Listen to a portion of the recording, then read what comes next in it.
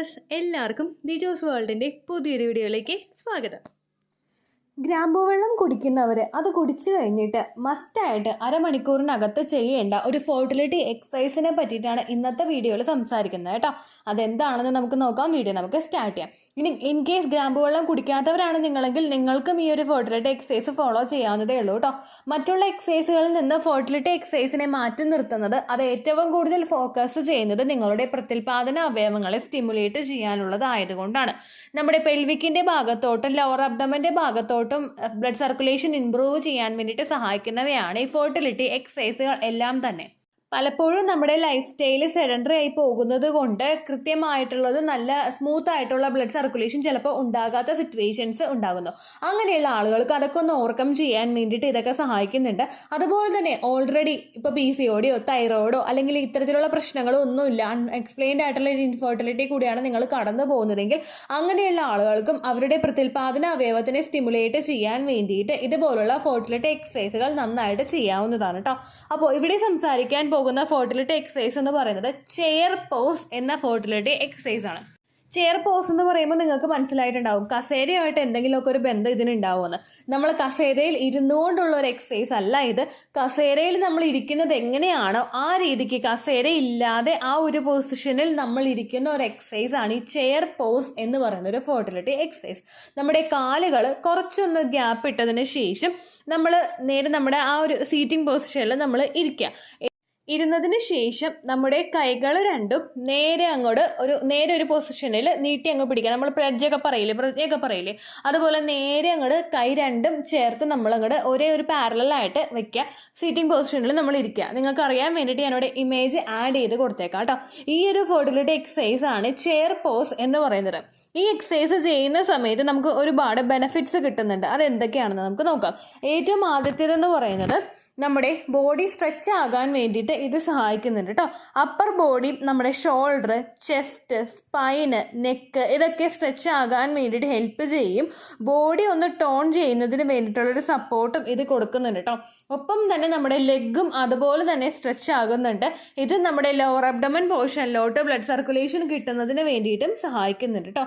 അതുപോലെ തന്നെ ഈ ഒരു എക്സസൈസ് ചെയ്യുന്ന സമയത്ത് നമ്മൾ നന്നായിട്ട് ബ്രീത്ത് ഇൻ ചെയ്യുന്നതും ബ്രീത്ത് ഔട്ട് ചെയ്യുന്നതും നമ്മുടെ ചെസ്റ്റ് നന്നായിട്ട് എക്സ്പാൻഷൻ ആവുന്നതിന് വേണ്ടിയിട്ടും നമ്മുടെ സ്റ്റാമിന ഇൻക്രീസ് ചെയ്യുന്നതിന് വേണ്ടിയിട്ടും സഹായിക്കുന്നുണ്ട് കേട്ടോ.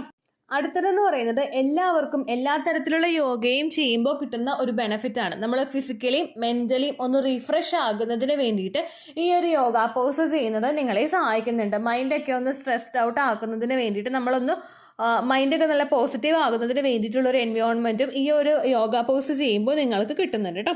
അടുത്തൊരു ബെനിഫിറ്റ് വരുന്നത് നമ്മുടെ ഓർഗൻസ് സ്റ്റിമുലേറ്റ് ചെയ്യുന്നതിന് വേണ്ടിയിട്ട് ഇത് സഹായിക്കുന്നു. നമ്മുടെ ഇന്നറായിട്ടുള്ള കോർ മസിൽസ് ഒക്കെ ഒന്ന് ടോൺ ചെയ്യുന്നതിനും അതുപോലെ അബ്ഡോമൻ മസിൽസ് ഒക്കെ ഒന്ന് നന്നായിട്ട് സ്റ്റിമുലേറ്റ് ചെയ്യുന്നതിനും നമ്മുടെ സ്പൈൻ നന്നായിട്ട് ടൈറ്റ് ആയിട്ടിരിക്കുന്നതിനും വേണ്ടിയിട്ടുള്ളൊരു സിറ്റുവേഷൻ ഇത് ഉണ്ടാക്കുന്നു. നമ്മൾ നമ്മുടെ നടു നേരെ പിടിച്ചിട്ട് വേണം ഈ ഒരു എക്സസൈസിന് വേണ്ടിയിട്ട് നമ്മൾ ഇരിക്കാൻ വേണ്ടിയിട്ട്. നടു ഒന്നും വളയുന്നില്ലല്ലോ. അപ്പോൾ നേരെ സ്ട്രെയിറ്റ് ആയിട്ടിരിക്കുമ്പോഴേക്കും നടുവിനൊക്കെ വേദനയും ബുദ്ധിമുട്ടൊക്കെ ഉള്ളവർക്ക് ആ ഒരു ഭാഗമൊക്കെ ഒന്ന് ടൈറ്റ് ആയിട്ട് വരുന്നതിനും വേദനയൊക്കെ ഉണ്ടാകുന്നത് റിഡ്യൂസ് ചെയ്യുന്നതിനും വേണ്ടിയിട്ട് സഹായിക്കുന്നുണ്ട് കേട്ടോ. അതുപോലെ തന്നെ ഇനി റീപ്രൊഡക്റ്റീവ് ഭാഗത്തിലോട്ട് വരികയാണെങ്കിൽ കിട്ടുന്ന ബെനിഫിറ്റ്സ് എന്തൊക്കെയാണെന്ന് വെച്ച് കഴിഞ്ഞാൽ യൂട്രസ് സ്റ്റിമുലേറ്റ് ചെയ്യുന്നതിന് വേണ്ടിയിട്ട് ഇത് സഹായിക്കുന്നുണ്ട് കേട്ടോ. പല ആളുകൾക്കും എൻഡോമെട്രിയൽ ലൈനിങ് കൃത്യമായിട്ട് ഗ്രോ ആകുന്നില്ല. അങ്ങനെയുള്ള ആളുകൾക്കും എൻഡോമെട്രിയൽ ലൈനിങ്ങിന് ഇപ്പോൾ തിക്നെസ് കുറഞ്ഞു പോകുന്ന ആളുകൾക്ക് അതുപോലെ ബ്ലഡ് സർക്കുലേഷനൊക്കെ പ്രോപ്പറായിട്ട് നടക്കാത്തത് കൊണ്ട് അതുപോലെ എൻഡോമെട്രിയോസിസ് പോലുള്ള ബുദ്ധിമുട്ടുകളൊക്കെ ഉണ്ടാകുന്ന ആളുകൾക്കൊക്കെ ഇത്തരത്തിലുള്ള എക്സസൈസുകൾ ചെയ്യുന്നത് യൂട്രസ് നന്നായിട്ട് പ്രവർത്തിക്കുന്നതിന് വേണ്ടിയിട്ടുള്ളൊരു സിറ്റുവേഷൻ ബോഡിയിൽ ഉണ്ടാക്കുന്നു. അതുപോലെ തന്നെ നമ്മുടെ എല്ലാ പ്രത്യുൽപാദന അവയവങ്ങളും സ്റ്റിമുലേറ്റ് ആകുന്നതിന് വേണ്ടിയിട്ടും ഇത് സഹായിക്കുന്നുണ്ട് കേട്ടോ. അണ്ടാശയം നന്നായിട്ട് പ്രവർത്തിക്കുന്നതിനും ട്യൂബ് നല്ല എഫിഷ്യൻ്റ് ആയിട്ട് പ്രവർത്തിക്കുന്നതിനും ഒക്കെ വേണ്ടിയിട്ടുള്ള സിറ്റുവേഷൻസ് ഈ ഒരു എക്സസൈസ് ചെയ്യുന്നതിലൂടെ നമുക്ക് കിട്ടുന്നുണ്ട് കേട്ടോ. ഇനി പുരുഷന്മാരെ ഈ ഒരു എക്സസൈസ് ചെയ്യുമ്പോഴേക്കും നേരത്തെ പറഞ്ഞ ബെനിഫിറ്റ്സിനോടൊപ്പം തന്നെ അവർക്ക് ഇറക്റ്റൈൽ ഡിസ്ഫങ്ഷൻ ഉണ്ടാകുന്നത് പ്രിവെൻറ്റ് ചെയ്യുന്നതിന് വേണ്ടിയിട്ടും ഇത് സഹായിക്കുന്നു. അതുപോലെ തന്നെ പ്രിമച്വർ ആയിട്ടുള്ള ഇജാക്കുലേഷൻ ഉണ്ടാകുന്ന സമയത്ത് ആ ഒരു സിറ്റുവേഷൻ ഉണ്ടാകുന്നത് പ്രിവെൻറ്റ് ചെയ്യുന്നതിന് വേണ്ടിയിട്ടും ഇത് സപ്പോർട്ട് കൊടുക്കുന്നുണ്ട്. ഒപ്പം തന്നെ പുരുഷന്മാർ പുരുഷന്മാരുടെ സ്റ്റാമിന വർദ്ധിപ്പിക്കുന്നതിന് വേണ്ടിയിട്ടും ഇത് സഹായിക്കുന്നു. പുരുഷന്മാർ പലപ്പോഴും വീക്കായി പോകുന്ന സമയത്ത് ആ ഒരു ബെഡിൽ അതിനനുസരിച്ചിട്ട് സ്ത്രീകളും പുരുഷന്മാരും സഫർ ചെയ്യേണ്ട സിറ്റുവേഷൻസ് ഉണ്ടാകുന്നുണ്ട്. അങ്ങനെയുള്ള ആളുകൾക്ക് ഇത്തരത്തിലുള്ള എക്സസൈസുകൾ ചെയ്യുന്നത് നമ്മുടെ ബോഡി ഒന്ന് ടോൺ ചെയ്തെടുക്കുന്നതിനും ഓവറോൾ നമ്മുടെ പെർഫോമൻസ് ഇൻക്രീസ് ചെയ്യുന്നതിനും വേണ്ടിയിട്ട് സഹായിക്കുന്നുണ്ട് കേട്ടോ. നിങ്ങളിത് ഇരിക്കുന്ന ഒരു പൊസിഷൻ ഒന്ന് മനസ്സിൽ സങ്കല്പിച്ച് നോക്കുക. കാലൊക്കെ ഒന്ന് ഗ്യാപ്പ് ഇട്ടിട്ട് നമുക്ക് ഈ ഒരു പൊസിഷനിൽ ഇരിക്കാനായിട്ട് പറ്റുള്ളൂ. അപ്പം നമ്മൾ ആ ഒരു പ്രഷർ നമ്മൾ കൊടുക്കുകയാണ്. ആ ഒരു ലോവർ ബോഡിക്ക് നമ്മളൊരു പ്രഷർ കൊടുത്ത് കാലിൽ ഒന്ന് സ്ട്രോങ് ആക്കിയിട്ടാണ് നമ്മൾ ഈ ഒരു എക്സസൈസ് ചെയ്യുന്നത്. ഇത് നമ്മുടെ പെൽവിക്കിന്റെ ഭാഗമൊക്കെ വികസിക്കുന്നതിന് വേണ്ടിയിട്ടും അങ്ങനെ വികസിച്ചാൽ മാത്രമേ ബ്ലഡ് സർക്കുലേഷൻ നടക്കൂ എന്നും മനസ്സിലാക്കിക്കൊണ്ട് നമ്മൾ മുൻപോട്ടേക്ക് പോകാനായിട്ട് നോക്കുക കേട്ടോ. ഇനി എപ്പോഴൊക്കെയാണ് ഈ ഒരു ഫെർട്ടിലിറ്റി എക്സസൈസ് ചെയ്യേണ്ടതെന്ന് നമുക്ക് നോക്കാം. സാധാരണയായിട്ട് പീരീഡ്സിന്റെ സമയത്ത് നമുക്ക് ആർക്കും തന്നെ ഇങ്ങനെ ഒന്ന് പെൽവിക്ക് ഒന്ന് സ്ട്രെച്ച് ആവുന്ന രീതിക്കോ അല്ലെങ്കിൽ കാലൊന്ന് അകത്തിയിട്ടുള്ള എക്സസൈസുകൾ ചെയ്യാനായിട്ടോ താല്പര്യം ഉണ്ടാകാറില്ല. അങ്ങനെയുള്ള സിറ്റുവേഷൻസിൽ കൂടെ കടന്നു പോകുന്ന ആളുകൾക്ക് പീരീഡ്സിന്റെ ടൈം സ്കിപ്പ് ചെയ്യാവുന്നതേ ഉള്ളൂ. പക്ഷേ അങ്ങനെ എല്ലാ സിറ്റുവേഷൻസ് ഒന്നും കുഴപ്പമില്ല. കപ്പ് വയ്ക്കുന്നവരാണ്, മറ്റുള്ള ബുദ്ധിമുട്ടുകളൊന്നും ഇല്ലെങ്കിൽ നിങ്ങൾക്ക് പീരീഡ്സിന്റെ സമയത്താണെങ്കിലും മറ്റുള്ള മെൻസ്ട്രൽ ക്രാംസ് ഒന്നും ഇല്ല എങ്കിൽ ഈ ഒരു എക്സസൈസ് ചെയ്യാവുന്നതേ ഉള്ളൂ. പീരീഡ്സിന്റെ സമയം മുതൽക്ക് തന്നെ ഈ ഒരു എക്സസൈസ് ചെയ്ത് തുടങ്ങുന്നത് എഗ് ക്വാളിറ്റിയോട് കൂടി വളരുന്നതിന് വേണ്ടിയിട്ട് സഹായിക്കുന്നുണ്ട് കേട്ടോ. ഒരുപാട് ആളുകൾ ചോദിക്കുന്നുണ്ട്, ചേച്ചി ഓവുലേഷൻ നടക്കാൻ വേണ്ടിയിട്ട് എപ്പോഴാണ് നമ്മൾ ട്രൈ ചെയ്ത് തുടങ്ങേണ്ടത് എന്ന് ചോദിക്കാറുണ്ട്. ഓവുലേഷന്റെ ആ ഒരു പ്രോസസ്സ് നമ്മൾ കാണുന്ന ഒരു 5 ദിവസം അല്ലെങ്കിൽ ഓവുലേഷൻ ഡിസ്ചാർജ് ഉണ്ടാവുന്ന ഒരു 5 ദിവസം മാത്രം നടക്കുന്ന ഒരു പ്രക്രിയയല്ല. പീരീഡ്സിന്റെ 2ാമത്തെ ദിവസം മുതൽ നമ്മുടെ എഗ് ഗ്രോ ആകാനായിട്ട് തുടങ്ങുമ്പോഴേക്കും എത്ര എഗ് ആ ഒരു സമയത്ത് ഗ്രോ ആകണമെന്ന് ഡിസൈഡ് ചെയ്യുന്നത് ഒരു 3 മാസം മുൻപൊക്കെയാണ്. അതുകൊണ്ട് ആ സമയത്തൊക്കെ മുതൽ നമ്മൾ ബോഡിയെ നന്നായിട്ട് സ്റ്റിമുലേറ്റ് ചെയ്ത് എടുത്തു കഴിഞ്ഞാൽ മാത്രമേ ക്വാളിറ്റി ഉള്ള ഒരു എഗ് അവിടെ പ്രൊഡ്യൂസ് ആവുകയുള്ളൂ. അതുകൊണ്ട് ഈ പീരീഡ്സിന്റെ സമയത്ത് നിങ്ങളിപ്പോൾ ഈ ഒരു എക്സസൈസ് ചെയ്ത് കഴിഞ്ഞാൽ ചിലപ്പോൾ റിസൾട്ട് കിട്ടുന്നത് 2 മാസമൊക്കെ കഴിഞ്ഞിട്ടായിരിക്കും. അങ്ങനെ പറയാനായിട്ടുള്ള കാരണം 1 മാസം കൊണ്ട് നിങ്ങൾ നിർത്തരുത് എന്ന് ഉദ്ദേശിച്ചിട്ടാണ് ആ ഒരു കാര്യം വ്യക്തമായിട്ട് നിങ്ങളോട് പറയുന്നത് കേട്ടോ. പീരീഡ്സിന്റെ സമയത്ത് അപ്പോൾ മറ്റുള്ള ഡിസ്കംഫോർട്ട് ഒന്നും ഇല്ലെങ്കിൽ ഒരു 15 മിനിറ്റ്സ് വരെയൊക്കെ നിങ്ങൾക്ക് ഈ ഒരു എക്സസൈസ് ചെയ്യാവുന്നതാണ്. കണ്ടിന്യൂസ് ആയിട്ട് ഇംപ്ലാന്റേഷൻ നടക്കുന്ന സമയത്ത് വരെയൊക്കെ നിങ്ങൾക്ക് ഈ ഒരു എക്സസൈസ് ചെയ്യാം. യാതൊരു തരത്തിലുള്ള ഒരു സൈഡ് എഫക്റ്റ് നിങ്ങൾക്ക് ഉണ്ടാവില്ല. ഈ ഒരു പൊസിഷനിൽ നിൽക്കുന്ന സമയത്ത് പ്രത്യേകം ശ്രദ്ധിക്കുക, നന്നായിട്ട് ബ്രീത്ത് ഇൻ ചെയ്യുക, ദെൻ സ്ലോലി ബ്രീത്ത് ഔട്ട് ചെയ്യുക. ഒരു 5 മിനിറ്റൊക്കെ ആയിരിക്കും ചിലപ്പോൾ നിങ്ങൾക്ക് ആ ഒരു പൊസിഷനിൽ ഹോൾഡ് ചെയ്ത് നിൽക്കാനായിട്ട് പറ്റുന്നത്.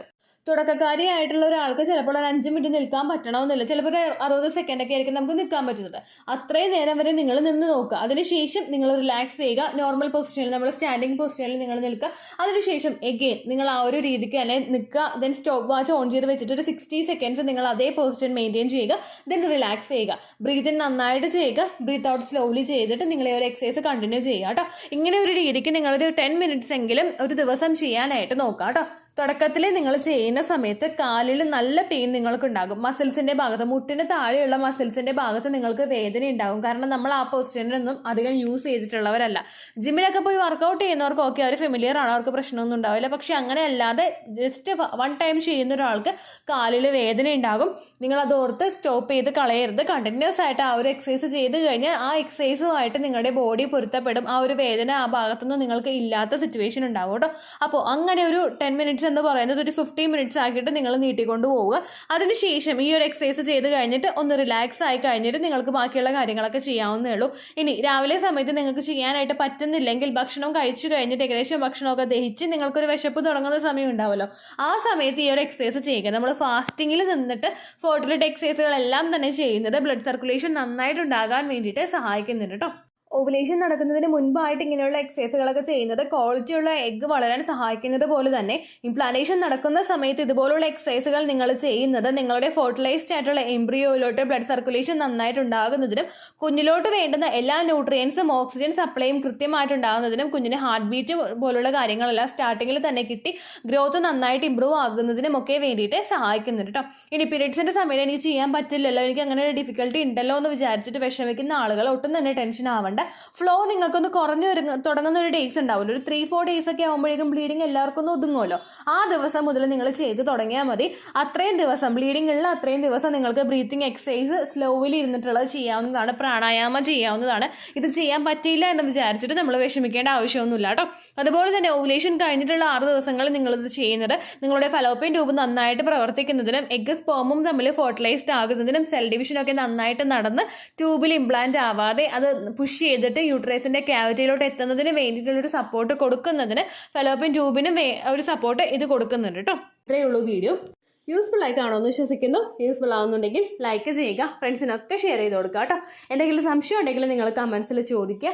പണ്ടത്തെ വീഡിയോയ്ക്ക് കമൻസ് ഇടുന്നവർക്ക് റിപ്ലൈ ലഭിക്കുന്നില്ലെങ്കിൽ ലേറ്റസ്റ്റ് ആയിട്ട് ഞാൻ ഏത് വീഡിയോ ആണോ അപ്ലോഡ് ചെയ്യുന്നത് അതിന് താഴെ കമൻറ്റ് ഒന്ന് കോപ്പി പേസ്റ്റ് ചെയ്യാനായിട്ട് ശ്രദ്ധിക്കുക കേട്ടോ. അതുപോലെ ഓവുലേഷൻ ഡേറ്റ് കാൽക്കുലേറ്റ് ചെയ്ത് തരാനായിട്ട് റിക്വസ്റ്റ് ചെയ്യുന്ന ആളുകൾ എത്രയാണോ സൈക്കിൾ ലെങ്ത് അത് മെൻഷൻ ചെയ്യാനായിട്ട് ശ്രദ്ധിക്കുക.